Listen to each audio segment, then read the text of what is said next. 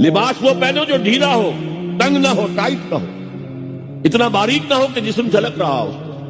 اپنے گریبانوں کے اوپر اپنی روڑنیوں کے بکل مار لو، تاکہ نسوانی حسن کا ایک بڑا حصہ ہے یہ چھاتی جو ہے، اس کو اور ایک کور ایڈیشنل مل جائے. کرتا تو ہے ہی، تو وہ سر پر بھی ہو اور اس کا ایک بکل جو ہے تمہاری سینے پر بھی آئے، ایڈیشنل کورنگ.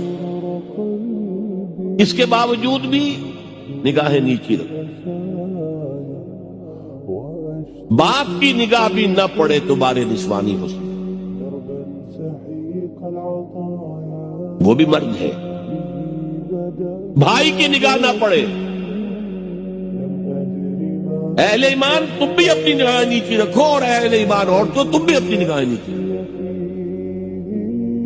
اور آج انسسٹ جو ہے، باپ کا بیٹی سے ملوث ہو جانا اور بیٹے سے ماں کا ملوث ہو جانا اور بہنوں اور بھائیوں کے درمیان، یہ اس قدر پھیل چکا ہے. یہ ہے 3 پردے ہیں مسلمان عورت،